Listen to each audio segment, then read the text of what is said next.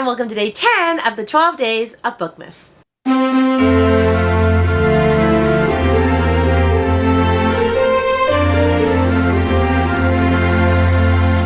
For those that are new around here, the name's Rainy. I read all different types of books, so of all different types of genres, so if you're interested in that, please like and subscribe to my channel down below. It really helps my channel grow. Today's video, we are starting a part of a 4-episode series where we talk about my most disappointing reads, my most surprising reads, my best books, and my worst books of 2023. And so today's video is going to be my most disappointing read. Most of these books are books that I expected, honestly, to be really great times, and they either weren't, or I wasn't sure how I was going to feel about them, and they still let me down. But some of these have pretty high ratings, like 3.5 stars. I don't think any have 4, but like some are 3.5 star, and it's like, I was expecting them to be 5 stars though, so that's why they're on this list. And there's going to be some that you might come to gloves or come to fists with me with, and you know what? Everybody's opinion is different. I'm not bashing any of these books. I just simply was disappointed in these books. Okay? Okay, so with that being said, let's talk about my most disappointing reads of 2023. Okay, these books are in no particular order, except for the last one, because that was the one that disappointed me the most, but the rest of these are not in any order at all. And so one that I was disappointed by this year is Just the Nicest Couple by Mary Kubica. Now, I either gave this a 3 or a 3.5 star. The reason that this is disappointing is I have never read any other books by her, but everybody said that her last book, Local Woman Missing, was fantastic, 5 stars, like everybody talks about how great that book was, and so I was going into this expecting, I guess, that same energy, and then this book didn't deliver. There was a couple of problems with this. I read this so early on in the year, I'm pretty sure in January, so I don't fully remember everything about this, but I just remember that the character names were way too similar. It was like a husband and wife and a husband and wife, and the names were all too similar, and I kept mixing up like who was who, and the plot just, it didn't really do anything for me. And then when you find out what actually happened, like the missing person, like what happened there, like it was kind of so ridiculous and over the top that I just wasn't really here for it. And so like, it was good. Like I liked the writing. It was fast paced. I read it super quick, but like it's not memorable because I don't remember anything about this book. Like I don't. It was just all right. It was there. It was like, it is what it is. So I am sad. I am going to read more from her because I do want to read Local Woman Missing, but this one just fell a little flat for me. The next one that is disappointing that I'm very sad is on this list is Finlay, Donovan Jumps the Gun by Miss L. Cosimano. This book was not my favorite. It does what any series does. It is a filler book. It is just filling details in. However, at this point, the series kind of needs to end, and I'm pretty sure it's going to be a 7-book series. Miss Finlay didn't need to be more than 2 books, honestly. But I'm here for the rest of them, and I have an arc for the 4th one, so we're going to keep going with it. But I can't really say what anything is about in this, but it just had a very crazy thing about them all being at like a police academy doing this like weird training simulation thing, but they were getting away with stuff that they shouldn't, and the cops were being ridiculous, and the romance, like I'm so done with this love triangle that they keep trying to force upon us. It just was not Miss Finlay's best work, okay? It was not. So I'm very sad that I did not love this. It had a big amount of filler syndrome, but I'll obviously keep reading it because I just love Miss Finlay. The next one, I feel like it's going to be one that people are like, what the heck is wrong with you? Like, she is a fabulous romance author. And like, I don't doubt that. That's why I'm sad this book is on here. And that is Get a Life, Chloe Brown by Miss Talia Hibbert.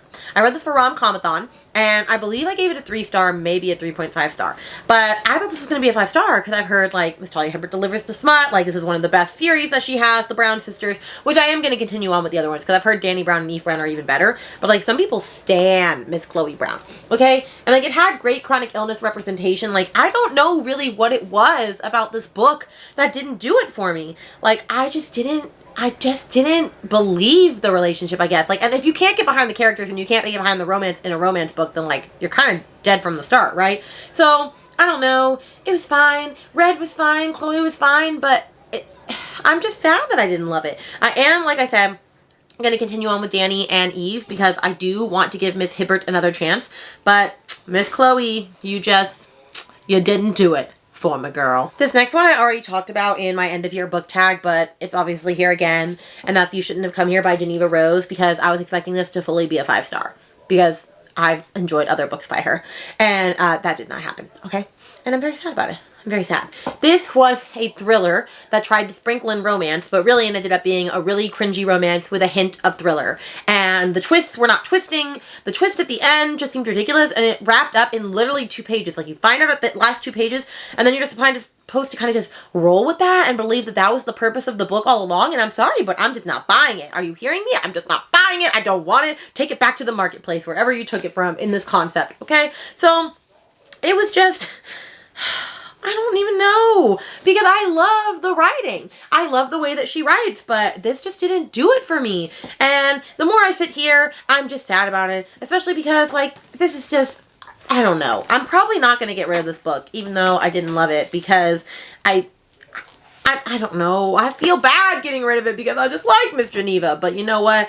Miss Geneva, you did me wrong. You did me wrong. Also, I'm very aware that I sound like an old man there, or an old lady, but you know what? She did me wrong.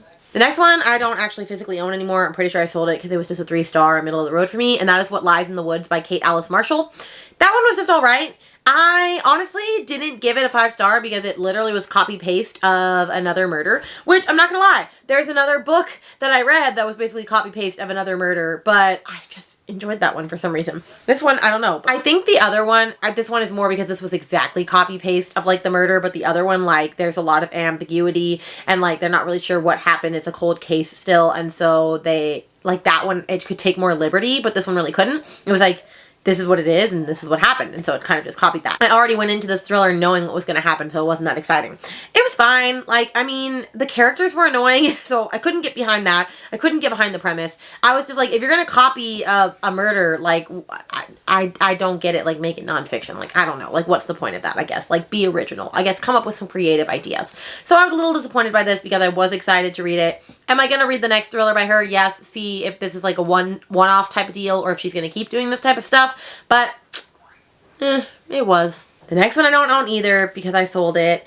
And I feel like there are some people that are going to be so upset with me. But, you know, I should never have read it from the jump. And Brittany told me I shouldn't. And I didn't listen to Brittany. And that's The Thursday Murder Club by Richard Osman. I wanted to love this book, guys. I wanted to love this book. Hear me when I say I wanted to love this book. And I don't love this book. I'm very sad. I'm sad about it myself, okay? I'm sad. I didn't love it. Brittany warned me. She said, you know, mysteries and cozy mysteries are not your favorite. And I said, well, I'm 60 pages in and I'm loving it because I was. And then about 30 pages later, I changed my tune a little. There were too many characters trying to follow. Too many perspectives. It was very British filled, which makes sense because he's from London. But, like, it was just, there were so many, I guess, phrases and like things that like maybe I would have appreciated more had I understood that, but it just didn't do it for me. It missed the mark. I gave it a 2-star and I could not care at the end what had happened. Like, it was a slog to get through. Like, I'm honestly surprised I even finished that book because I was just not having a good time with it. And am I very, very, very sad about that? Yes. Thank God I didn't buy the rest of the series like I always do, but I think it was because on the inside Rainy knew this wasn't going to be the book for you. So past Rainy did future Rainy a favor. High five. This next one I sold as well because I gave it a 3-star and I was fully expecting it to be a 5-star, and it hurts my soul to say this. Song of Achilles by Madeline Miller. Yeah, I know. This book is beloved. There are some people that stand this book. There are people that annotate this book, okay? It is a beauty. It is, I mean, it's a pretty book to look at, but it is not for me. It's a Greek mythology book, which now I'm just wondering whether Greek mythology retellings are going to actually be my thing or not. Because everybody said I shouldn't read Circe if I didn't like this. But I was very confused. I didn't know what was going on for half of this book. I just kept going thinking that, or hoping and praying that like things were going to make sense and the puzzle pieces were all going to click together, but they weren't fitting. They weren't fitting. I just, by the end of it, I went, okay. I don't really know what happened. And when I feel dumb while reading a book, I feel like I feel like the writing is just too, not even, what's the word I'm going for? I'm not going for like pretentious, but it's just too analytical, logistical. I don't know. You know, we not smart girlies over here, okay? We be reading the smut and stuff, okay? Anyway, it was fine. I'm sad I didn't like it, okay? I'm sad I didn't like it. That's all I'm going to say on this book. If you love it, don't come for me. The next book I also sold. Do you see a recurring theme? If I don't love a book, it doesn't stay with me. And that is The Whispers by Ashley Audrain. And I am very disappointed in this because this was a book that I was expecting to be a 5-star because The Push was one of my favorite reads of last year. Like, easily. Like, I loved that book. This book was alright. It was like a socialite, like domestic thriller, and typically like those are for me. Like, I love like rich woman gossip and stuff, but like this one was boring. I didn't understand the purpose. The ending was just kind of like redundant and like it was like you knew that from the beginning. Like there was no thrill. Like it was a mystery if anything, but it wasn't even a mystery. It was just a lot of women like ending up divulging secrets that like honestly I didn't really care about.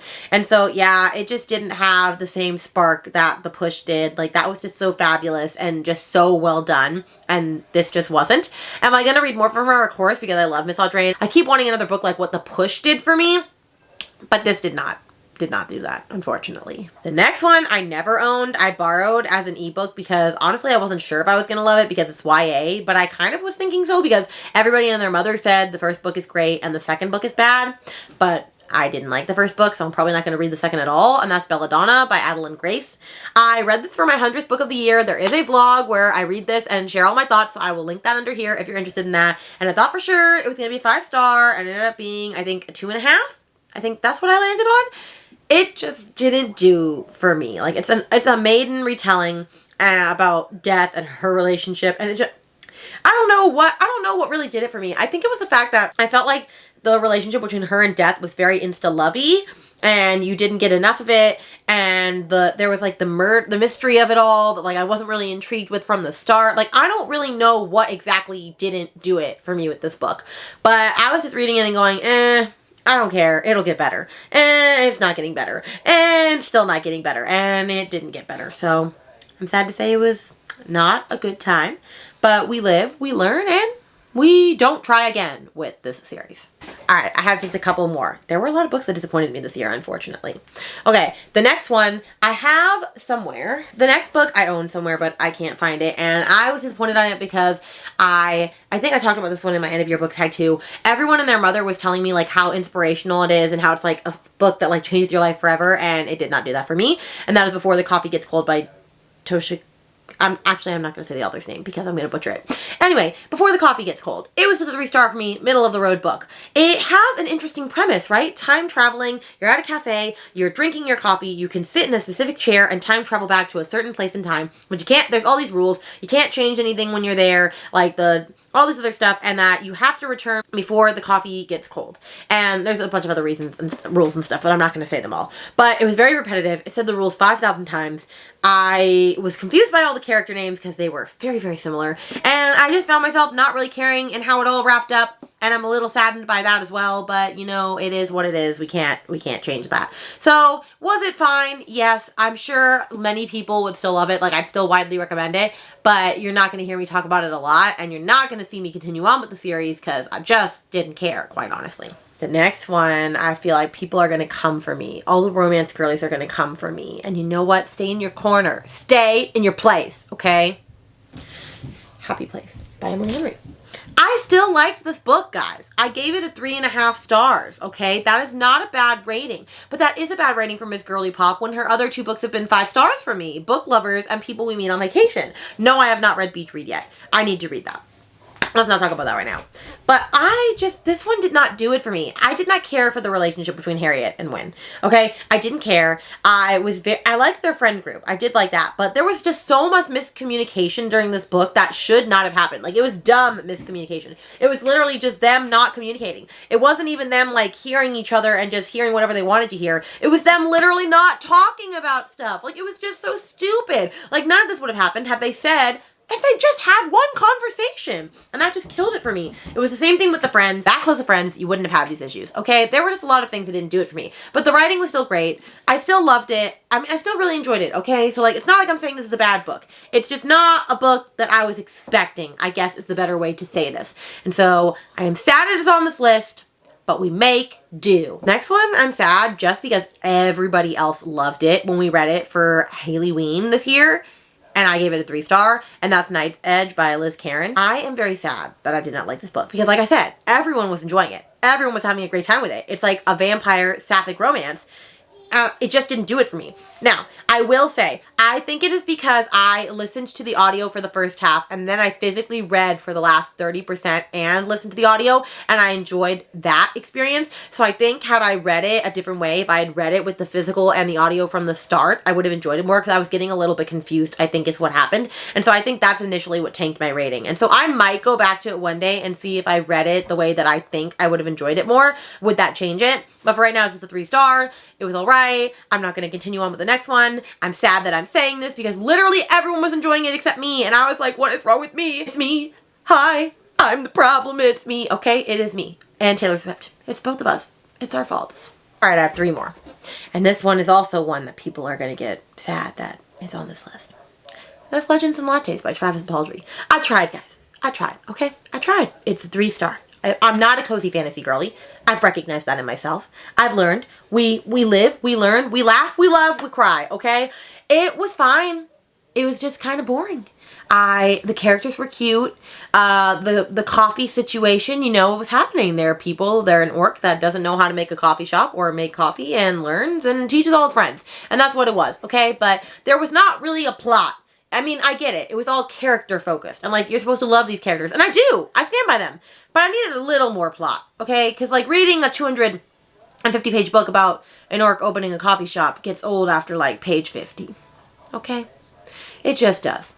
So I'm sorry if this is a beloved book to you. I will probably only read Bookshops and Bone Dust if I can get it from the library. Although I'm not even really that desperate to read it. So I might never finish this series. And that's okay.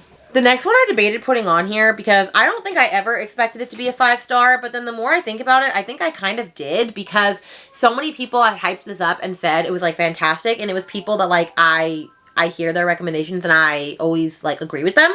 And that is Tomorrow, Tomorrow, and Tomorrow by Gabrielle Zevin. This book was alright. I gave it a 3.5 star. The book is broken into 5 sections. And the first section I absolutely loved, but each and every section after that just continually started to drag on and on and on and on and on. And it was just taking forever. And I was kind of getting bored at parts of it. I didn't understand why parts of the book were in the story. And the ending was just alright. Like, it wasn't anything special. So, like, I don't know. I understand why people like this. It had some really beautiful quotes in this. Like, I had tabbed a couple of those. But, like, it's not the book that everybody says it is. Like, everybody is saying like how magical and wonderful and like, I don't know. It just was, okay? Am I sad that I didn't enjoy it as much as everybody else did? Yes, I do. Because I do see the potential in this book. But it just did not hit for me, girlies. It just did not hit. And the last book, my most disappointing read of 2023. Is Midnight is the Darkest Hour by Miss Ashley Winstead. I am so sad that this book is here, guys. I'm so sad that this book is here. I wanted to love this. I have 5-starred every other book that she has ever written, including her romances. And this was a 1 star. It should be in my worst books of the year, but honestly, I'm more disappointed about it than anything. This was not it. It was a Twilight-filled, like, fan-fiction-y, weird-ass book that had nothing to do with the actual premise, and it was just a weird mystery romance, okay? If you want to hear more of my thoughts, I'm pretty sure I talked about this a lot more in my tier ranking for November, okay? But I'm very sad about it. I don't really want to think about it anymore. I just wonder what happened here. That is the question. What happened, Miss Winstead? What happened? So with that, those are all my disappointing reads of 2023. I know I had a lot. I was very surprised when I was making this list that I had as many as I did. But I did have a great reading year. It's just a lot of them disappointed me. And, you know, it is what it is. Like, we survive.